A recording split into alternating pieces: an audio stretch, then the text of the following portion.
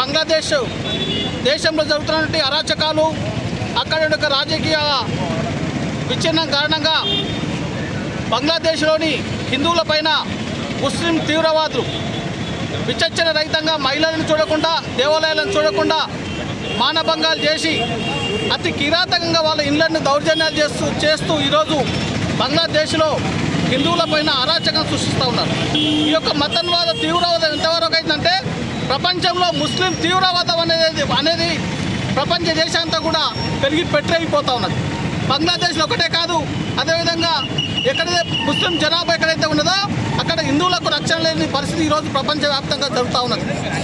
ఈ యొక్క ఐఎస్ఐ తీవ్రవాదము ప్రపంచానందరూ కూడా ముస్లిం రాజ్యంగా చేయాలనే సంకల్పంతో ఈరోజు మన పక్కన ఉన్నటువంటి బంగ్లాదేశ్లోని హిందువులపైన విచక్షణ రహితంగా మానభంగాలు చేస్తున్నారు, దౌర్జన్యాలు చేస్తున్నారు, చంపుతా ఉన్నారు.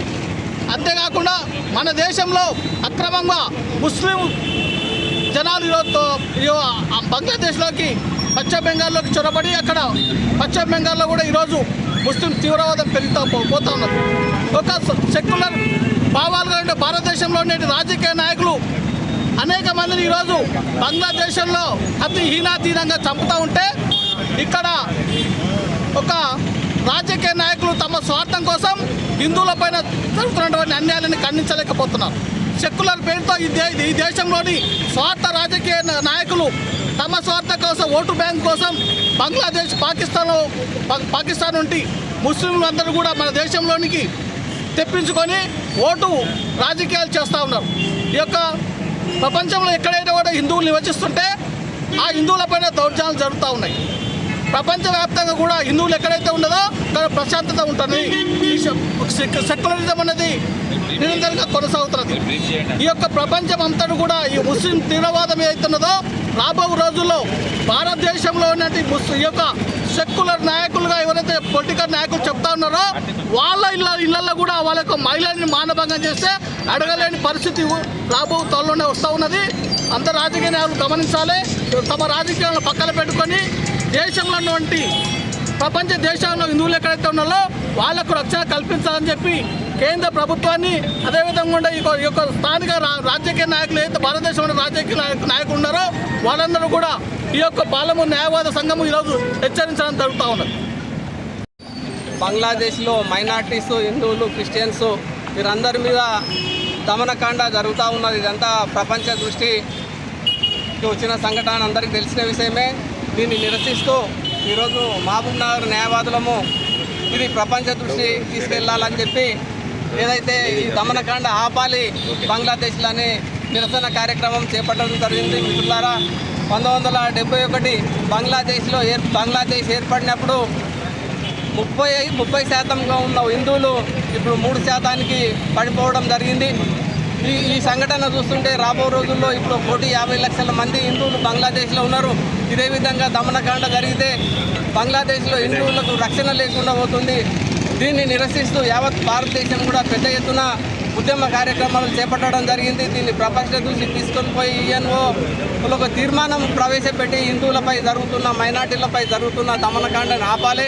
అదేవిధంగా ఏదైతే పాలస్తీనాలో జరిగిన సంఘటనని వ్యతిరేకించిన, దాని మీద కామెంట్లు పెట్టిన మేధావులు, కోనా లౌకికవాదులు ఈరోజు బంగ్లాదేశ్లో జరుగుతున్న హిందువులపై జరుగుతున్న దమనకాండ గురించి ప్రస్తావించకపోవడం, వాటి గురించి మాట్లాడకపోవడం శోచనీయం. ఈరోజు ఇటువంటి మేధావులందరికీ బుద్ధి చెప్పాల్సిన బాధ్యత మనందరి మీద ఉంది. న్యాయవాదులుగా ఈ సంఘటనని ప్రపంచ దృష్టికి తీసుకొని వెళ్ళి బంగ్లాదేశ్లో జరుగుతున్న దమనకాండని ఆపాల్సిన బాధ్యత మనందరి మీద ఉంది. యావత్ సమాజం దృష్టిలో తీసుకుపోయి భారతదేశంలో ఉన్న హిందువులు, ప్రపంచంలో ఉన్న హిందువులందరినీ కూడా ఏకతాటిగా తీసుకురావాల్సిన బాధ్యత మనందరి మీద ఉంది. అదేవిధంగా రాబో రోజుల్లో బంగ్లాదేశ్లో ఇదే విధంగా పెట్టగలిగితే దానికి సమాధానంగా ఇక్కడ కూడా చెప్పాల్సిన బాధ్యత మనందరి మీద ఉంది. కాబట్టి మేము హెచ్చరిస్తూ ఉన్నాం. ప్రభుత్వాలు కేంద్ర ప్రభుత్వం దృష్టికి తీసుకెళ్ళి ఈ సంఘటనని ప్రపంచ దేశాల దృష్టికి తీసుకుపోయి ఏదైతే మైనార్టీలో ఉన్నటువంటి క్రిస్టియన్లు, హిందువులని బంగ్లాదేశ్లో కాపాడాల్సిందిగా విజ్ఞప్తి చేస్తూ ఉన్నాం.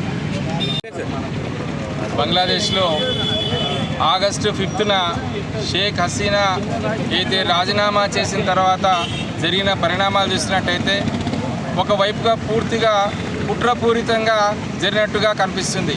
నిజంగా కూడా ఇది అమెరికా హస్తమైనటువంటి విషయాన్ని షేక్ హసీనా స్పష్టంగా తెలియజేసింది. నిజంగా కూడా అక్కడ ఉన్నటువంటి హిందువుల మీద దాడి చేయడం, కేవలం హిందువుల మీదే, అక్కడ ఉన్నటువంటి క్రిస్టియన్స్ మీద కానీ మిగతా ముస్లిమ్స్ మీద కానీ ఎటువంటి దౌర్జన్యం లేదు. అంటే కావాలనే ఉద్దేశపూర్వకంగా పొరుగు దేశమైనటువంటి మన భారతదేశంలో కూడా అల్లర్లు సృష్టించి ఈ దేశంలో కూడా అశాంతిని నెలకొల్పాలన్న ఉద్దేశంతో ఒక కుట్రపూరితంగా జరుగుతున్నటువంటిది.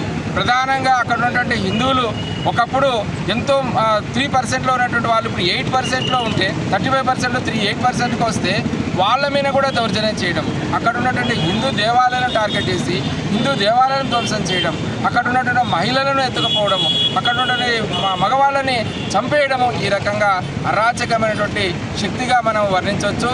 నిజంగా కూడా ఇప్పుడు ఎవరైతే యూనస్ అయితే ప్రధానమంత్రి అయినాడో ఆయన నోబెల్ బహుమానం గ్రహీత. అటువంటి వ్యక్తి కనీసం దేశంలో పట ప్రజాస్వామ్యం అనేటువంటిది ఒక మైనారిటీస్ను పరిరక్షించలేనటువంటి యూనస్ వెంటనే రాజీనామా చేయాలి. ఆయనకైతే నోబెల్ బహుమతి ఇచ్చారో దాని ప్రపంచ దేశాలు వెంటనే వెనక్కి తీసుకోవాలి. ఇటువంటి అరాచకమైనటువంటి ఇటువంటి ఉగ్రవాదం ఉన్నటువంటి మనస్తత్వం ఉన్నటువంటి ప్రధాని ఉండడం వల్ల మన పొరుగు దేశం లోపల బంగ్లాదేశ్ లోపల ఈ రకంగా భవిష్యత్తులో కూడా మన దేశానికి ప్రమాదం. కాబట్టి యూనస్ను వెంటనే గద్దెదించాలి. అక్కడ బంగ్లాదేశ్లో ఉన్నటువంటి హిందువులకు ఖచ్చితంగా హక్కులను కల్పించి వాళ్ళను పరిరక్షించాలి ఈ సందర్భంగా తెలియజేస్తాం. లేకపోతే బంగ్లాదేశ్లో ఏ రకమైనటువంటి ఘటన జరిగినావో దానికి కంపల్సరిగా ఈ దేశంలో కూడా కొనసాగే అవకాశం ఉంటుంది. కాబట్టి దీన్ని ప్రపంచ దేశాలు కూడా గుర్తించాలి, వెంటనే దీన్ని అరికట్టాలి.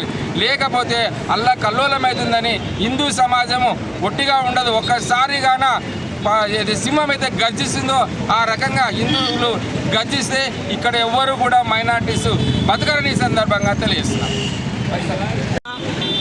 తర్వాత ఈ యొక్క నిరసన ద్వారా యావత్ సమాజానికి, భారతదేశానికి, ప్రపంచ దేశాలకు తెలియజేయడం ఏమనగా హిందూ అనేవాడు శాంతియుత పౌరుడు.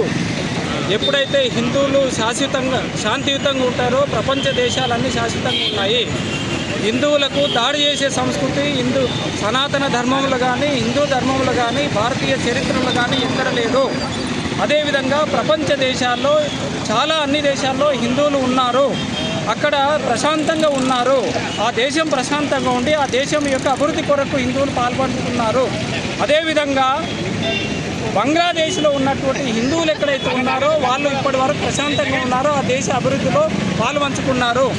అదేవిధంగా భారతదేశంలో ఏ విధంగా అయితే బంగ్లాదేశ్లో జరుగుతున్నాయో ఉన్మాదము, ఉగ్రవాదం ఏదైతే జరుగుతుందో ఆ ఉన్మాదానికి, ఉగ్రవాదానికి కారణం ఏదంటే భారతదేశంలో వాళ్ళ యొక్క పప్పులు ఉడకడం లేదు. ఇక్కడ భారతదేశంలో వాళ్ళకి చేతగానితనం ఉంది. అయితే అక్కడ నుంచి ప్రారంభం చేయాలి, అక్కడ నుంచి భారతదేశం వరకు వ్యాపించాలి, మిగతా దేశాలను కూడా వ్యాపింపజేయాలనే లక్ష్యంతో పనిచేస్తున్నటువంటి కొందరు ఉగ్రవాద మూకలు చేస్తున్నటువంటి పని. కాబట్టి ఆ చర్యలను యావత్ భారతదేశంలో ఉన్నటువంటి హిందూ సమాజం అంతా కూడా ముక్తఖండంతో ఖండిస్తుంది. అదేవిధంగా ఈ యొక్క న్యాయవాద వృత్తిలో ఉన్నటువంటి సమాజ బాధ్యతగా మేధావులైనటువంటి వాళ్ళ న్యాయవాద వృత్తున్నటువంటి అందరం కూడా దానికి నిరసనగా తెలుపుతూ ఈ యొక్క హెచ్చరిక జారీ చేయడం జరిగింది. యావత్ హిందూ సమాజానికి అందరం కూడా, భారతీయులందరూ కూడా రక్షణగా ఉంటుంది. తక్షణమే బంగ్లాదేశ్లో జరుగుతున్నటువంటి ఉన్మాదము, దమనకాండ హిందువులపైన ఆపాలని చెప్పి ఈ వేదిక ద్వారా నేను విన్నవిస్తున్నాను, హెచ్చరిస్తున్నాను.